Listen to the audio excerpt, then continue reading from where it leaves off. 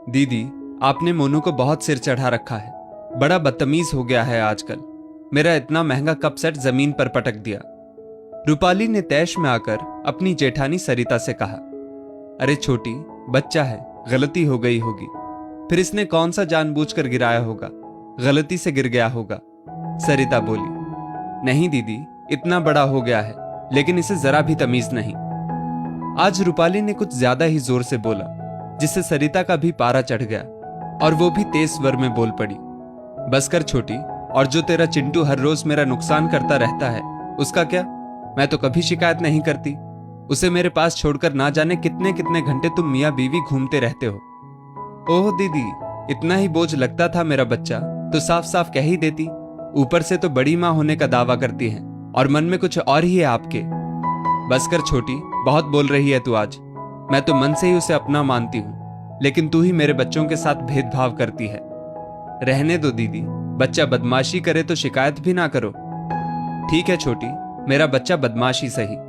मोनू का हाथ पकड़कर खींचते हुए सरिता बोली, खबरदार, जो आज के बाद इसके कमरे तक गया तो टांगे तोड़ दूंगी तेरी।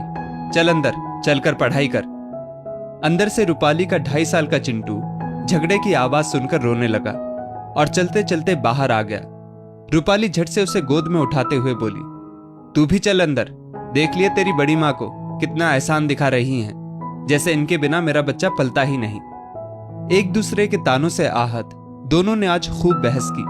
गुस्से में जो नहीं कहना चाहती थी वो भी मुंह से निकल रहा था। आज के बाद मुझे आपसे कोई मतलब नहीं, रूपाली बोली। आखिर में दोनों ने एक दूसरे के मुंह के सामने अपना अपना दरवाजा बंद कर लिया। पूरा दिन गुजरने को आ गया, लेकिन दोनों ने एक दूसरे की शक्ल भी नहीं देखी। लेकिन बच्चे कहां इतनी देर दूर रह सकते हैं। चिंटू अपनी बड़ी माँ की रट लगाए था, वहीं मोनू भी चिंटू के साथ खेलने को मचल रहा था। परेशान रूपाली ने अपने छोटे से बच्चे पर झुंझलाहट में एक धौल जमा दिया। बाद में उसे खुद बुरा लगा तो रोने बैठ गई। जब उसे कुछ ना सूझा तो अपनी बड़ी बहन के पास फोन मिला लिया। हेलो दीदी, सुबकते सुबकते रूपाली बोली। दीदी समझ गई कि जरूर कोई बात है। रूपाली से पूछा तो उसने अपनी सारी भड़ास अपनी बहन के आगे निकाल दी। देखो दीदी, इंसान ऊपर से कुछ दिखता है और अंदर से कुछ। हाँ रूपाली, ये तो है, लेकिन ये बात तुम पे भी तो लागू होती है। वो कैसे दीदी? रूपाली हैरानी से बोली, और नहीं तो क्या, ये तो सच है ना कि चिंटू ज्यादातर तेरी जेठानी के पास ही रहता था। तू तो खुद भी कहती थी कि चिंटू बहुत शैतान हो गया है, मुझसे तो संभलता ही नहीं। लेकिन तेरी जेठानी ने आज तक कभी तुझसे शिकायत की नहीं ना? फिर एक बार यदि उनके बेटे ने कुछ शैतानी कर दी तो तुझसे बर्दाश्त नहीं हुआ। बहन, ताली हमेशा दोनों हाथों से बजती है। उनकी एक बार कही बात तुझे इतनी बुरी लग गई कि तूने उनकी आज तक की सारी अच्छाई भुला दी।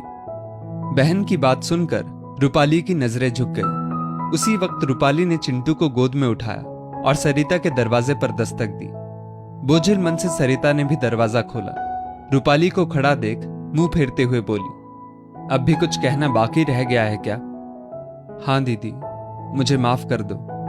फपकते हुए रूपाली बोली, चल, बड़ी आई माफी मांगने वाली। सुबह तो बड़ी तैश में कहा था कि मुझे आपसे कोई मतलब नहीं। दीदी, मानती हूं मैंने कुछ ज्यादा ही कह दिया, लेकिन छोटों की थोड़ी बहुत गलती तो माफ हो ही सकती है ना। वैसे भी एक दिन के झगड़े में इतने सालों का प्यार तो नहीं मिट सकता ना। सरिता ने रूपाली को गले लगा लिया और उसकी गोद से चिंटू को ले लिया। देख तो, सुबह से बेचारा रोए जा रहा है। थोड़ी देर बाद ही दोनों देवरानी जेठानी बैठकर चाय पी रही थी और दोनों बच्चे खेल रहे थे। सच में, जिस तरह एक कड़वी बात 100 मीठी बातों पर भारी पड़ जाती है, वैसी ही एक माफी 100 गलतियों पर भी भारी पड़ती है। बस एक पहल करने की आवश्यकता है। दोस्तों, इस स्टोरी को लेकर आपकी क्या राय है? नीचे कमेंट करके जरूर बताइएगा और ऐसी ही और भी बेहतरीन वीडियोस के लिए हमारा पेज जरूर फॉलो करें। धन्यवाद।